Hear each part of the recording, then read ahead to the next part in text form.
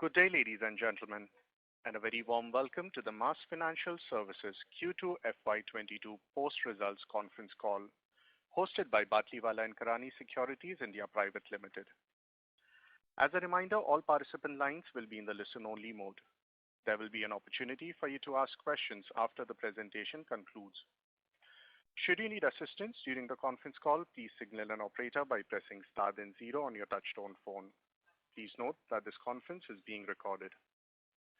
I now hand the conference over to Mr. Sanket Chheda from Batlivala & Karani Securities. Thank you, and over to you, Sanket. Hi, and very good afternoon to all of you. We have with us from the management Mr. Kamlesh Gandhi, who is Chairman and MD, Ms. Dasna Pandya, who is the CEO, and also Mr. Ankit Jain, who is the CFO. So I'll now hand over the call to the management, who can brief for maybe 5-10 minutes, and later we can follow that up with question and answers. Over to you, sir. So thank you, Sanket, and good evening to all of you. Happy to connect again. To start on an optimistic note, we are seeing a high level of normalization of activities across our borrowers, and that is reflected in our working, which will be taken in detail by Dasna when she takes up the figure dissemination. But just to share with you on the asset side, we could increase our disbursement this quarter. So to say, we got the opportunity to increase our disbursement given our team of extending credit where it is due, and that translated into a rising AUM also. And if you see the quality of the assets, we could maintain the quality at a stable level of around 1.50 of net assets of stage 3 to AUM, while maintaining a very robust buffer of 1.12% of on-book assets. We continue to concentrate on the MSME borrowers, and we are very hopeful that once the things normalizes, we will be in a position to create quality assets the way we have been doing it since long, at the rate of 20-25% growth, which we are very confident, and we have very strong enablers for the same. On the distribution front, we continue to have focus on more than 3,500 centers, which we anticipate to be close to 4,000 centers by the year end. Once the things are normalized, we will get the opportunity to increase our distribution strength. And also with more than 100 NBFCs whom we have been working since a decade, who work as our extended arm within the assets what we create directly. On the liability front, as you know that we are well capitalized with around 25% of Tier 1 capital, and we recently raised 50 crores of Tier 2 also, that will further strengthen the capital base. And we continue to command high level of respect from our lenders, evident from the fact that we could not only raise money the way we wanted, but we could even reduce our cost of borrowing, depicting a very high level of respect based on the track record and the faith shown by the lenders in our operations and the working we do. Going forward, we will continue to focus on, as I told, on creating quality assets, strengthening our distribution, strengthening our operations, which should translate into a very steady 20-25% growth going forward. And once again, I will reiterate, we are strong enablers from them, right from starting from self-propelling capital model, whereby we completed, just to share with all of you, completed close to 4 years of our IPO. We went public in 2017, and we almost doubled. Everything is maybe from a 3,500 crores of AUM to a group AUM of close to 5,800 crores. Everything has grown through internal accruals while maintaining a very strong capital adequacy, is the testimony to a very efficient use of capital and robust operations and profitable operations. And I'd just like to add one more thing here, that we have increased our book value at a CAGR of 15% even during this torrid time. I think this was the most challenging time of our lives for all of us. And within this also, we could increase our book value at a CAGR of 15%, mainly through internal accruals, and could maintain a very healthy ROE. So the strategy remains the same, to focus to create quality assets, to to make use of the best available opportunities, including the latest thing, that is the fintech. We have association with many of the fintech companies of the country. We are trying to associate with them in such a manner which helps us to create quality assets, widen our distribution reach, and at the same time we could maintain our profitability is what our tie-up with our aim is there with when we tie up with any of the fintech. So we are trying to tie up with various fintechs in order to strengthen our distribution strength, but not to compromise on what we do, that is creating quality assets profitably. So with this, to do the number crunching for you, I will request Shabin to take it forward on the numbers as to how it looks like. Thank you, sir. Good evening, everybody.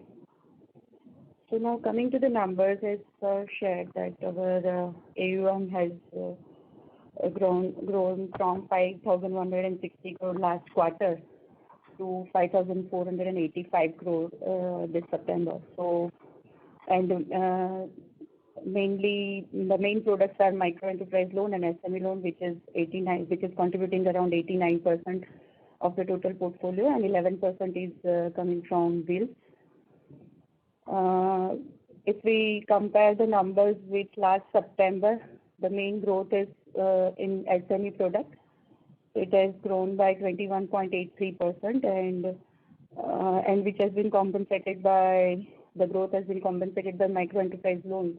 So it is down by 8.06%. In terms of percentage, CV commercial vehicle looks 51% rise, but since the base is low, so in amount, if you look at that there is a rise of 78 crores. Two-wheeler more or less remains same. So that is the configuration of our AUM of 5,485 crores. Looking to the operational figures, total income has on quarterly basis has grown by 2.94% from 152 crore to 156 crore. Profit before tax has grown by 12.92% from 45.63 crore to 51.53 crore, and profit after tax increased by 12% from 34 crore to 38.32 crore. On half-yearly basis, profit before tax has increased by 6.88% from 94.55 crore to 101 crore, and PAT has increased by 6.15% from 70.80 crore to 75.15 crore. Asset quality, regarding the asset quality, gross stage 3 asset, if we compare it with June numbers, then it was 2.21% in June 21.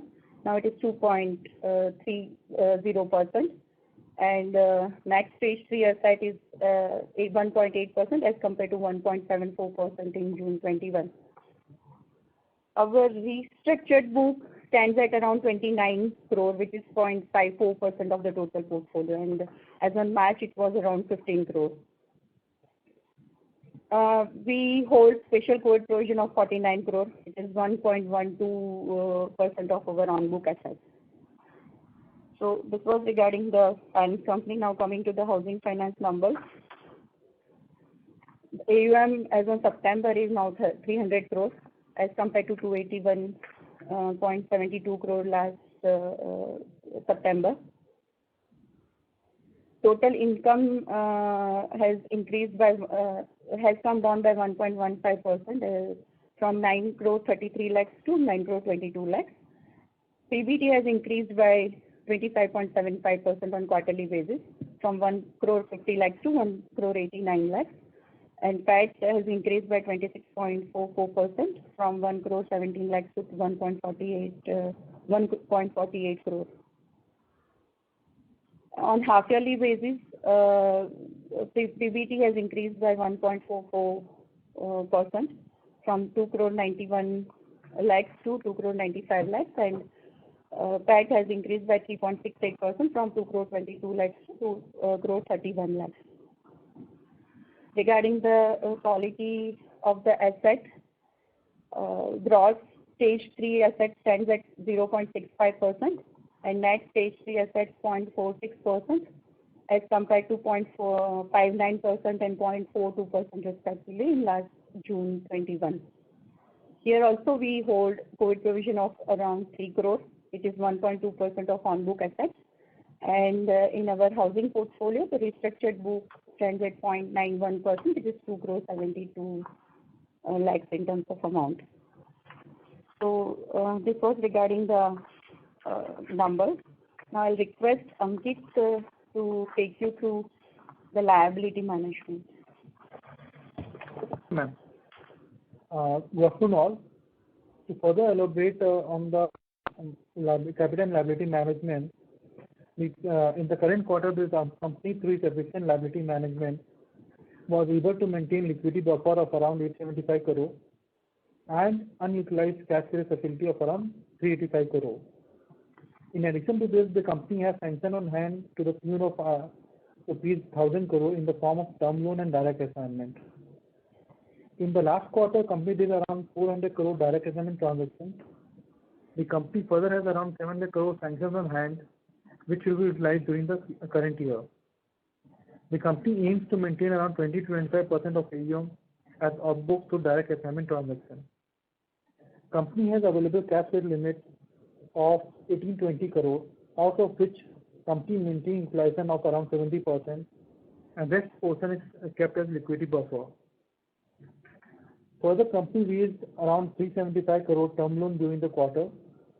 This has helped us to further strengthen our asset liability maturity pattern. Company raised around 100 crore NCD in the form of MLD during the quarter. Company also did a PTC transaction of rupees 90 crore during the quarter. We have assessed our structural liquidity for the period ended 30th September 2021, and based on the assessment, there is no negative impact on liquidity, and cash flow in all the cumulative buckets remain positive. Our capital adequacy remains strong at 25.62% with Tier 1 of 24.02% and debt equity at comfortable level of 3.30 times. Most importantly,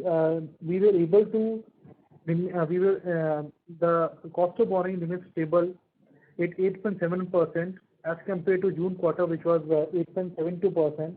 And if we compare the last corresponding quarter, it was around 9.22%. So this is about the capital and liability management, and I hand over the podium to Kamlesh for closing remarks.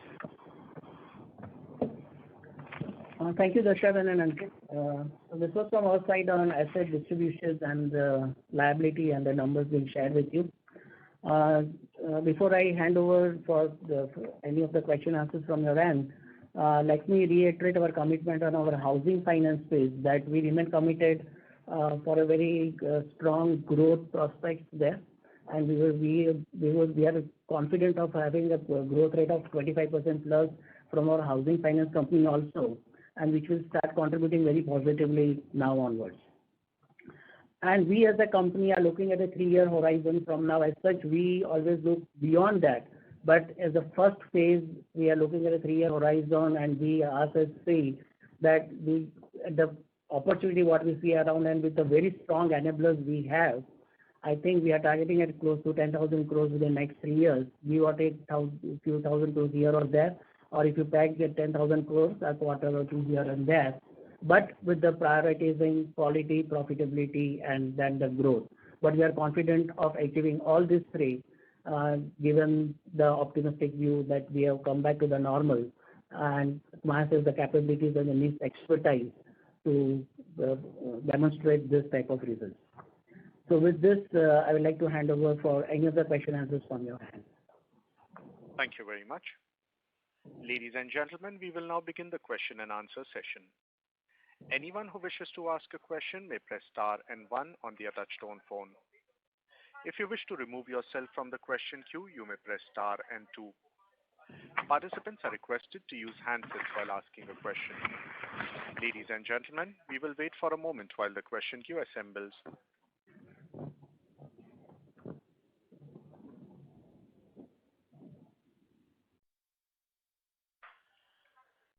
First question is from the line of Shubhranshu Mishra from Systematix. Please go ahead. Hi sir, Keaton. Thank you so much for the opportunity. First question is, what percentage of the AUM is contributed by the partner NBFC? And among them, what will be the concentration? Like, how many NBFCs in total do you have, and what would be the top 10 or top 20 NBFCs contributing to? The second question is on the liquidity. Given the fact that we are in a low interest rate regime and there's enough liquidity, why are we still holding so much of cash on our balance sheet? And why are we utilizing cash credit, which is generally a slightly an expensive form of borrowing? These are my two questions. Thank you. See, of the 5,500 crores of the AUM, around 55% comes from our partner NBFC. The top 20 borrowers of the company constitutes around 22% of the AUM. And on the front of the liability management, let me tell you that cash credit is among the most efficient source of liability for us given the WCDL component. Now with the latest RBI guidelines, around 60% has to be in the form of WCDL, which is a carve out of CC and which is linked to a short-term benchmark rate. And if I share with you, our WCDL rate ranges anywhere between 8 to 8.75%. So this has been, and this is a carve out of the CC, so it does not create any ALM in any sort of nature. So this becomes one of the most efficient source of liability, and that has contributed to an extent to reduce our cost also. In terms of maintaining cash, this quarter I think we all were optimistic but not that confident that we are absolutely out of this COVID crisis. So we thought that it would be only prudent to bear some cost on the profit, but be sufficiently liquid. So we have kept this cash equivalent, which on an average, when Ankit is talking about 875 crores, it says on 30th September. But if you see the average cash maintained during the quarter is around 675 crores, which is down by 350 crores as compared to the corresponding period. So slowly we are reducing the cash that we would like to keep as buffer given the situation is improving. Right. So what can we expect towards the end of the year or starting FY23 in terms of the liquidity buffer? I think we'll be happy holding, as shared earlier, our liability management buffer revolves around two things, that we keep around 30 to 40% of unused CC. So if we take around 2,000 crores, around 30 to 40% of that is anywhere between 600 to 800 crores. Take a mean of 700 crores there, and another around 3 to 400 crores will be good enough. But can't predict. Looks like that should be the ballpark figure. Sure, sir. Thank you so much. Happy Diwali to the entire team. Thank you, and thank you. Thank you. A reminder to the participants, anyone who wishes to ask a question may press star and 1 on their touchtone phone.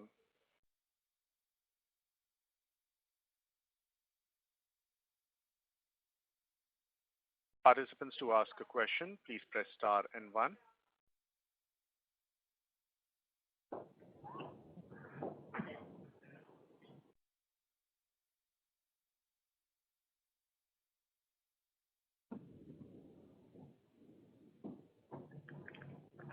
The next question is from the line of Deepak Agarwal from Axis Mutual Fund. Please go ahead. Yeah, good evening, sir. So my question was on the Bharat Pay deal in terms of the, as I understand from the article that we have went closer to 100 crores. Can you share broader in terms of how the deal is structured, the tenure of the deal? So whatever you can share on that. Yeah. So as you know, Bharat Pay is a payment platform and engaged with so many retailers in the country. And that is in alignment with our MSME segment. As you know that we have been lending to this segment since long. And Bharat Pay having access to the data from all these retailers was a very obvious candidate for some synergy. So we started using their platform, and we started with a limit of around 100 crores, which will cover more than 1,500 such retailers. And it is with full recourse to Bharat Pay with their around 4,000 crores of capital. So we are more confident to try this model out when we are getting the complete recourse from the platform, as well as we would have got an access to a lot of retailers which they are working with and understand the working of the platform also. And the tenure is around 12 months? 30 months. 30 months. Tenure is 30 months. And so in terms of, in case of defaults and all, everything falls back upon BharatPe, right? Yeah. It is with 100% recourse on that. 100%.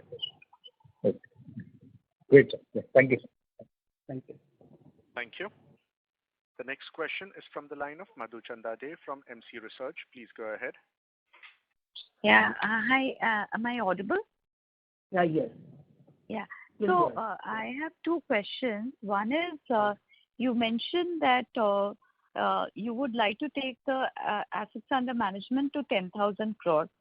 Right. Is this including the assets of the housing finance company, or is it for the standalone Mass Financial?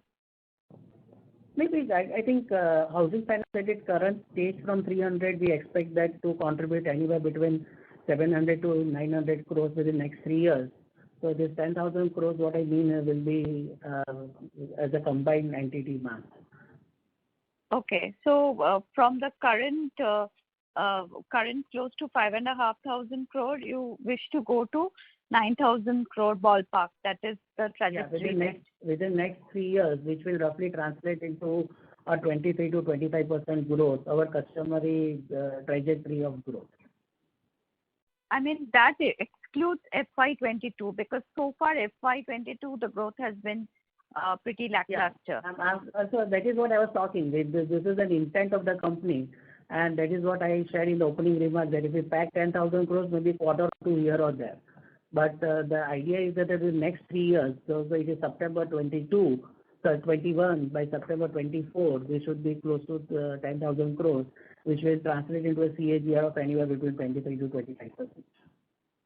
Okay. And I mean, see, we have seen, of course, not your direct comparison, but peer group financial companies, they have kind of highlighted a lot more optimism and improvement in asset quality compared to what you have reported so far and what you are referring to. So, I mean, what is that is kind of bothering you, which some of these peers are not seeing? Or is it that, at the bottom of the pyramid and, the small borrowers, the pain of the COVID itself is much higher? What is that we should conclude from this? Okay, as far as peers are concerned, reaching from 4% to the levels where we are is what they are optimistic about. But if you see mass, we had always been range bound in the worst of the times also. So we didn't have that substantial deterioration in quality to improve, and that's why improvement will also be in the same manner. If you say that we were originally between 1.5 to 2% on GNPAs and 1 to 1.5% in NNPAs, that has shifted to 0.5% on the higher side, from 2 to 2.5% on GNPAs and between 1.5 to 2% of NNPA. I think working in this sector, and if you compare these numbers with any of them, will give you a fair idea on the quality of the assets that we are hopeful of. And we think that this will be a very good performance on the part of our borrowers to maintain at this level. Hello? Okay. Yeah. Got it. And I mean, any color on the kind of interest margin, delinquency, growth that you see in the second half of the year?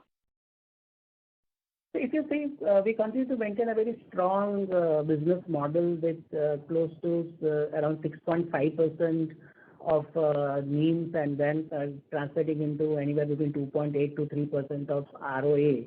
That is what we would like to. This is what will continue and might improve with lesser burden of carrying cash. So it will be it will be a fair assumption that we'll be in a position to maintain anywhere between 2.8 to 3% of ROAs. Okay, and in terms of growth? Growth? So second. I'm so sorry. Yeah. Second half growth, I think from current 5,500 level, we should be anywhere between 6,000 to 6,250 crores by March. This is what we have the hunch right now. And one last question, which is compared to the pre-pandemic scenario, which are the stress pockets which still makes you uncomfortable? Or if you just can tell us very simply, what, how many months before you see a complete return to normalcy where we can, go back to business as usual? So that I've been sharing with many of the people I've met, that once the real economy starts, there is a lag effect for lenders, because the way we observe the consistency in the real economy working. So I think within next 2 quarters, we'll be in a position to make out the real sectors which have come back to normal, or which are the ones who will take time, or which are the ones who have really suffered badly. So I think these 2 quarters should make it fairly clear. Okay, so you actually see real recovery from FY23 first quarter. Is that a correct understanding? Yeah, but it is in a phased manner. The real recovery in the sense that pre-COVID recovery, as a lender, our stance will be to come back to the normal growth rate of 25% plus from Q1 20 to 23. But anyhow, as I shared with you, that if we end up anywhere between 6,000 to 6,250, will be a 12 to 15% growth this year also. Okay. Thank you very much. Thanks. Thank you. Thank you. Before we take the next question, we would like to remind participants that you may press star and 1 to ask a question. The next question is from the line of Sagar Jethwani from Phillip Capital PMS. Please go ahead. Hi, sir. So any thoughts on higher OPEX to NII ratio? How do you see that going forward? Any comments there? And secondly, what was the rejection rate during the quarter? See, to be honest, higher OPEX to NII ratio, we liked it this time, because that is a sign of normalcy of operations. When we talk about last quarter and the quarter before this, the operations were not normal. So it will be anywhere between 20 to 30%. That is what we presume. And it all depends upon the configuration of the product from time to time. So we are more concentrating on the ROAs that every product will generate. And as a group level AUM, we target an ROAs, as I shared earlier, of around 3%. And rejection ratio is usually around 40 to 45% in our business, but it might be marginally higher during these 2 quarters because of some stringent norms that we would like to implement. And even for next 2 quarters, we'll be very watchful. Might be close to around 55%. Thank you. Thank you. A reminder to participants, anyone who wishes to ask a question may press star and 1. The next question is from the line of Ankit Gupta from Bamboo Capital. Please go ahead.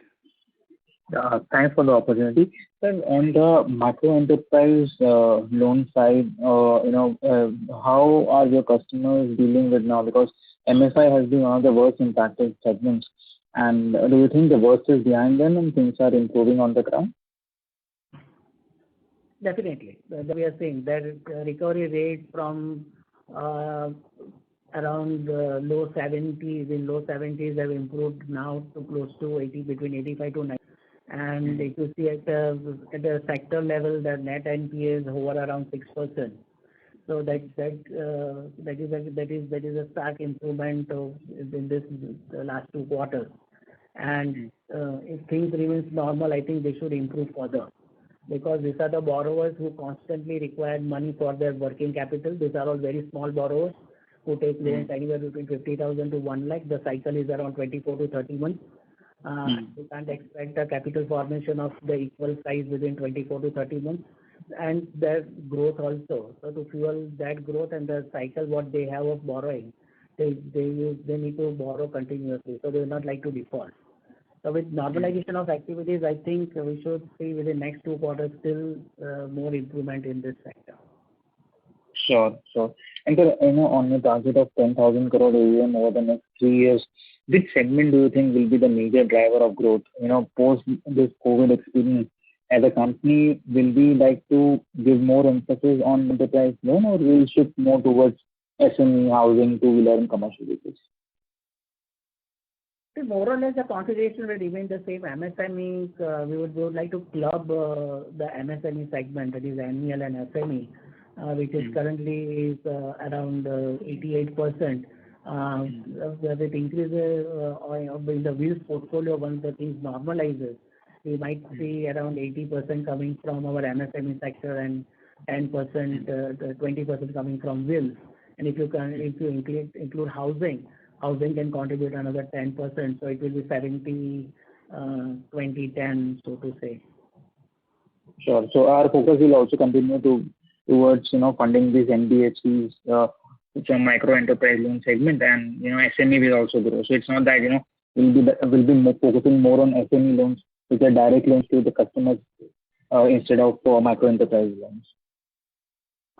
We believe in extending credit where it is due, and as and when we get the opportunity, that's why I told that we club MSME.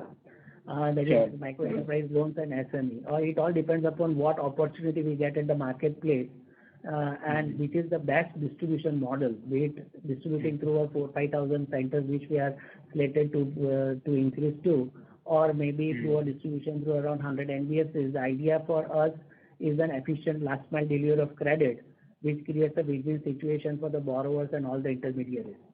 So we have been constantly monitoring this, and will be aligning our activities with our aim to create a quality portfolio and a win-win situation for all of us. Sure. Okay. Thank you so much, sir. Thank you so much, and wish you all the best. Thank you. Thank you. A reminder to the participants, anyone who wishes to ask a question may please press star and 1 at this time.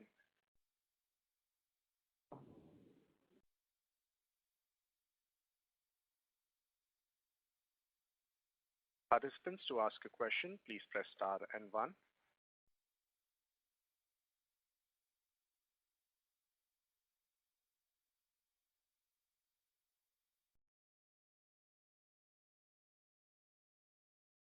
A reminder to the participants, anyone who wishes to ask a question may press star and 1.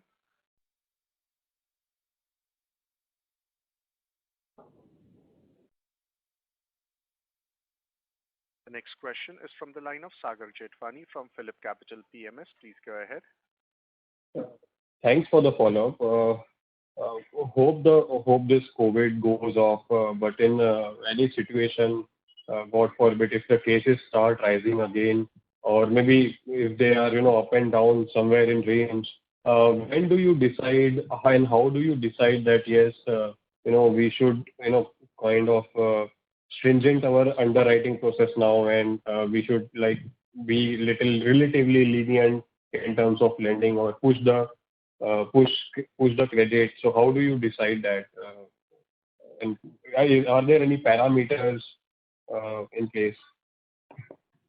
So just to share with you, we have been lending since last 25 years, and this has been a part of our business activities, that nothing remains constant. There are geographical pressures, there are factors, pressures, or some unprecedented situation like COVID.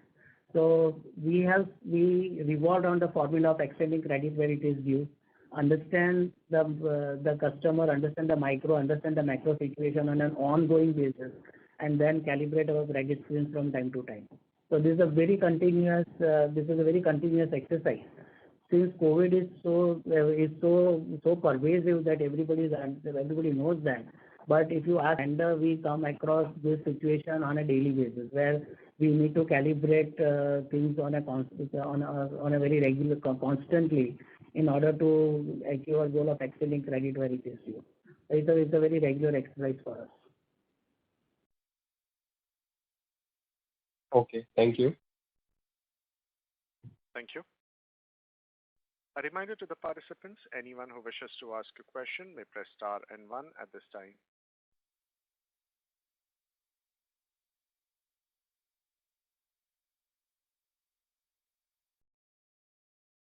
Next question is from the line of Prashant Shah from Serum Institute. Please go ahead. So far, in the last few calls that we have been discussing, you have always come up with Prashant, you're not clearly audible. Hello, can you hear me now? Yes, thank you. Yeah. Okay. In the last few calls, you have been very cautious in terms of your growth guidance and in terms of your approach to lending. What gives you confidence in this after this quarter to say that we can go back to doubling our AUM in the next 3 years? That's my basic question right now. That confidence stems out of the fact that we are optimistic to go to the pre-COVID levels in terms of maybe economic growth or the real economy functioning.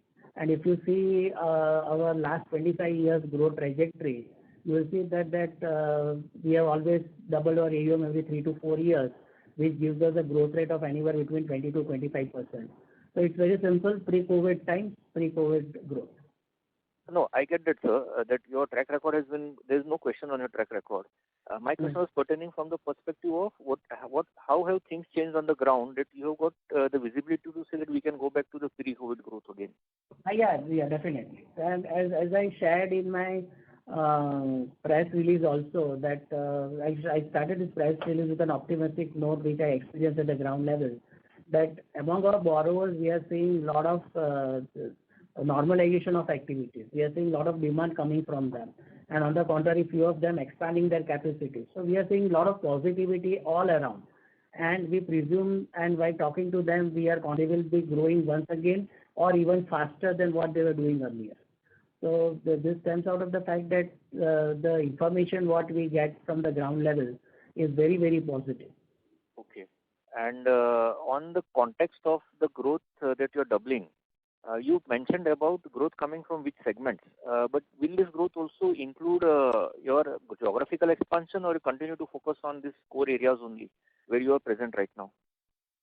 The geographical expansion will happen because we are from our current 3,500 reach will be close to 4,000 by year end, and that will in the same areas, or you're looking to expand into newer areas? This is what my question. See, there are few states out of Gujarat. We work in the western side and 2 states in south. Yes. So in this 6 states, we'll be in a position to penetrate more, and maybe we might add a state or 2 more the next year. Okay, that's what I wanted to know. Thank you very much. Thank you. A reminder to the participants, anyone who wishes to ask a question may please press star and 1 at this time.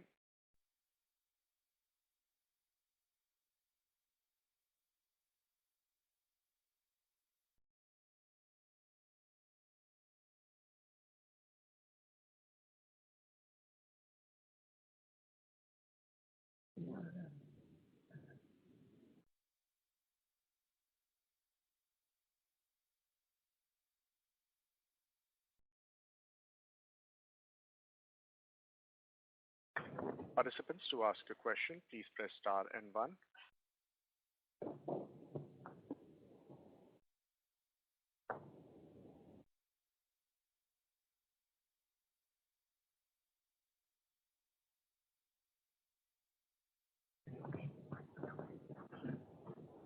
As there are no further questions, I now hand the conference over to the management for their closing comments. So thank you everybody for joining this conference and hearing us patiently. I would like to once again reiterate on behalf of Team MAS that we remain committed to our mission of excellence through endeavors, and we will try to add value to all our stakeholders as shared with you earlier. Thank you so much. Thank you. Ladies and gentlemen, on behalf of Batlivala and Karani Securities India Private Limited, that concludes this conference call for today. Thank you for joining us, and you may now disconnect your lines.